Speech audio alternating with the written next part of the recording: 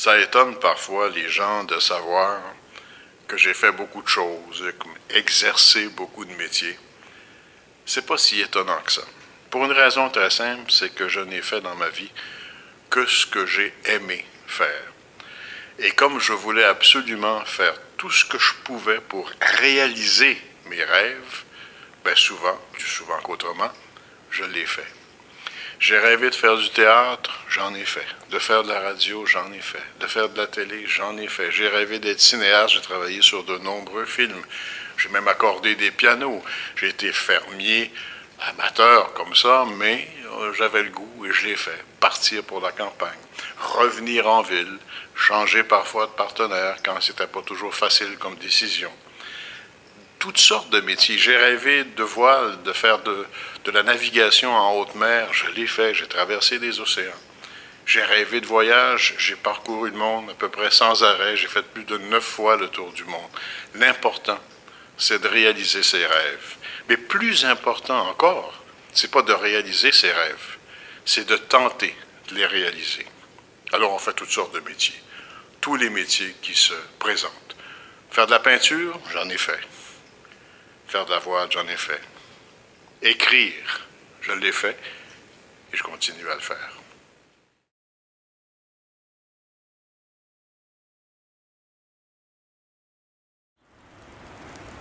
Ce balcon, c'est en fait un symbole du conformisme. Avant d'être anticonformiste, d'être un apôtre du changement, quand on est tout jeune enfant, on veut d'abord être comme tout le monde, imiter ce qu'on voit chez les adultes. On est dans la paroisse Saint-Alphonse à Montréal, sur la rue Fouché, où on habitait, la famille, mes parents et moi, habitions en haut à gauche.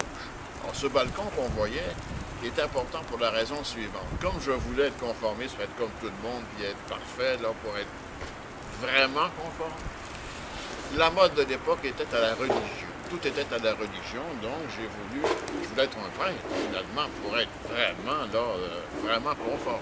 Et mon grand-père m'avait bricolé un hôtel, ma grand-mère m'avait cousu des vêtements sacerdotaux, et sur ce balcon en haut, je jouais à dire la messe. Et je faisais des sermons.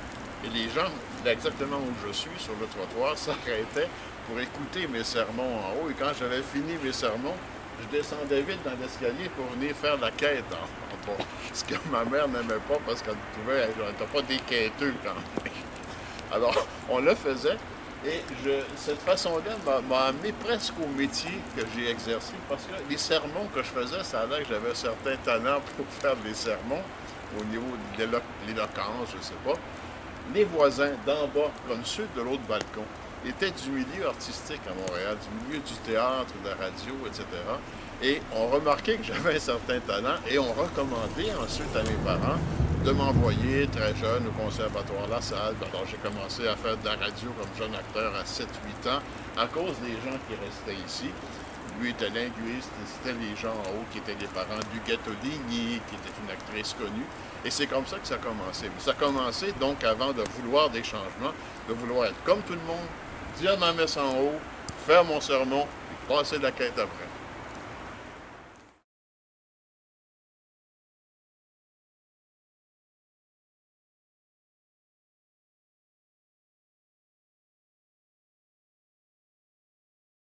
Et on arrive à l'adolescence. Le désir de changement à l'adolescence, ça s'appelle la contestation. On conteste toutes les valeurs. Pour nous, ça a été d'abord les valeurs religieuses qu'on nous inculquait à ce moment-là et qu'on ne trouvait vraiment pas pertinentes au fait de vivre heureux. Alors, on est ici, ce qui était le collège Saint-Laurent, où j'ai fait des études classiques, au moins un bon bout en tout cas. C'est maintenant le cégep de Saint-Laurent. Et ici, avec des prêtres qui étaient parfois éclairés, parfois pas, mais un en particulier qui s'appelait le père Dupuis. On a beaucoup fait de théâtre, on a fait du chant choral, etc. Et on a réussi à orienter nos contestations. Et on a contesté à peu près tout ce qui était le système gouvernemental. C'est ici qu'on s'est éveillé à l'indépendance du Québec, par exemple. Au fait de changer non seulement des valeurs religieuses, mais des valeurs familiales, de contester la tradition des valeurs familiales. Et je me suis ouvert beaucoup à la télévision ici, parce que ici, à ma gauche, dans cette église, qui était la chapelle du Collège Saint-Laurent, au sous-sol, Radio-Canada avait des studios. Et des grandes émissions, concerts classiques, par exemple, je me suis beaucoup éveillé à la musique classique. Dans le sous-sol de cette église-là, on diffusait des concerts classiques, des émissions de variété. Et souvent, les élèves du collège, dont je faisais partie, servaient de public pour ces émissions-là. Donc, j'ai vu plein de choses. J'ai vu des animateurs, comment ils travaillaient. J'ai beaucoup appris de mon métier, après, qui est devenu mon métier, en regardant ces animateurs-là travailler. Alors, ici, donc, contestation. Contestation pas toujours facile. Contestation du collège lui-même. Alors, je pouvais mettre dehors de ce collège-là. Je suis revenu parce que je contestais le collège lui-même, les cours d'anglais. Je sortais, on faisait des manifestations. C'était les premières manifestations. On manifestait aussi contre le bruit environnant. Ça n'a pas tellement changé.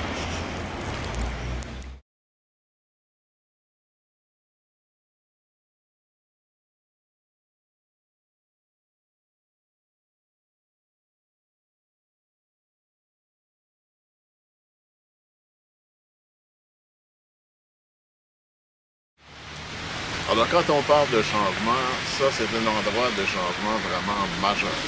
On est à l'époque épique, hein? Et il y a des modes qui courent, toutes sortes de modes dont on conteste à peu près tout ce qui existait en société comme valeur. On est ici à Westmount, et Westmount, c'est un endroit de riches, et on habitait en commune cette maison. La commune, parce que c'était à la mode, les gens se regroupaient. C'était quoi exactement les communes? C'était une façon de reprendre un peu la vie de couple d'une façon différente.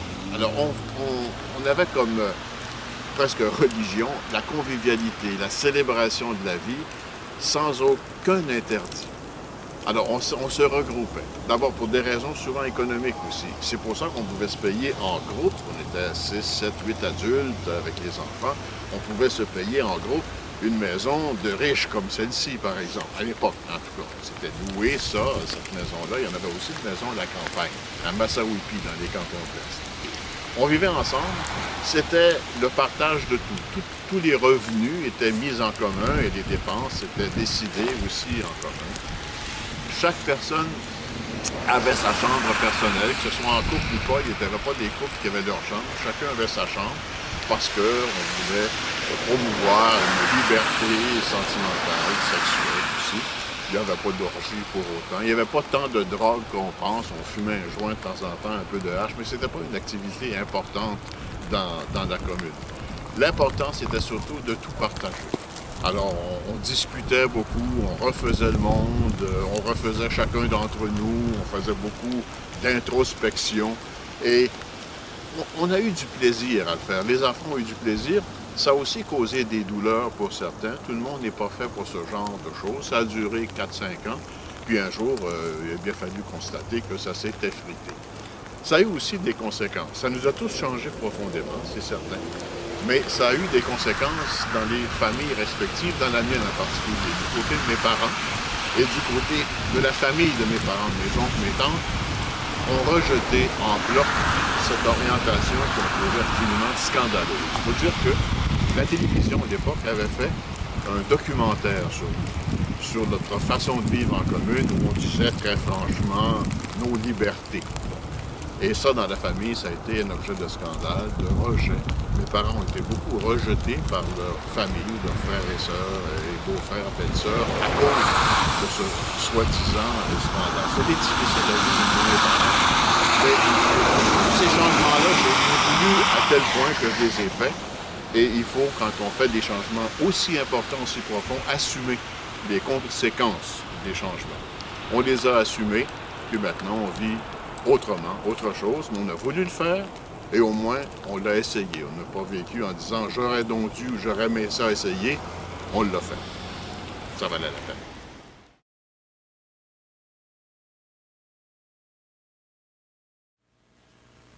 Juste derrière moi, de l'autre côté du fleuve, de l'autre côté du pont, il y a Radio-Canada.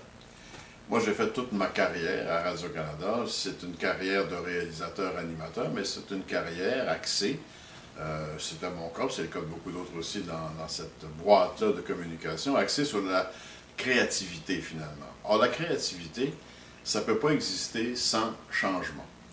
créer quelque chose, faire quelque chose de nouveau, c'est nécessairement prendre ce qui était avant puis essayer de le changer pour que ça soit différent. Juste pour que ça fasse différent, ça peut être ça, mais on essaie que ça soit différent pour que ça soit mieux, que ça remplisse mieux son rôle de communication. Alors j'ai fait ma carrière là en osant souvent changer des choses, avec de l'audace. Des fois, on se fait taper sur les doigts par les patrons, c'est arrivé plus souvent qu'à mon tour, mais aussi avec des très grands succès. J'ai gagné plein de prix internationaux en ayant osé changer des façons de faire, de changer l'approche, des fois, d'une émission à faire en information, ou en théâtre, ou en musique, ou en quoi que ce soit. Le changement, c'est un facteur qui a été peut-être le moteur de ma vie, non seulement dans mon métier, dans ma vie aussi. On a parlé de la commune, d'autres façons de vivre. Et un jour, dans cette boîte à Radio-Canada derrière, j'ai pu avoir l'occasion, une chance inouïe, de faire une série d'émissions immense, c'est-à-dire 150 heures de radio sur les mécanismes du bonheur chez l'être humain, 2000 entrevues à travers le monde entier, douzaines de recherchistes qui ont travaillé pendant presque 3 ans sur le projet, une immense recherche qui a donné lieu à des bouquins, mais surtout à ces 150 heures de radio. Et qu'est-ce qu'on cherchait là-dedans?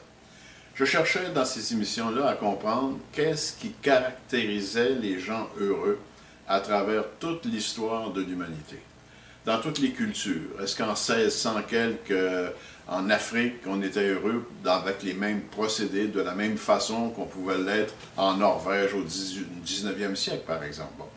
On a fait ces recherches-là et on est arrivé à des conclusions assez magnifiques. Il y avait 6 caractéristiques des gens heureux à travers toute l'histoire de l'humanité, dans tous les temps et sous tous les climats. Et la première qualité, la plus importante attitude chez les gens heureux à travers le monde entier, c'est la disponibilité au changement. Les changements les plus difficiles à faire dans sa vie, c'est les changements de sa vie personnelle. Réorientation professionnelle. Difficulté aussi à changer une vie émotive, affective, amoureuse, changer de partenaire quand on sent que ça ne va pas du tout.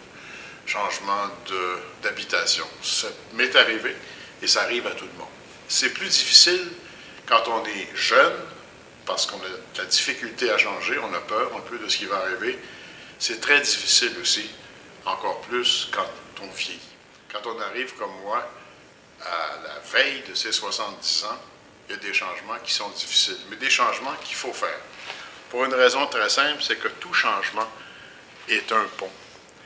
Un pont qui nous permet d'aller à quelque part, vers quelque part, de partir. Et la vie, essentiellement, c'est ça. C'est partir, revenir, aller vers quelque chose.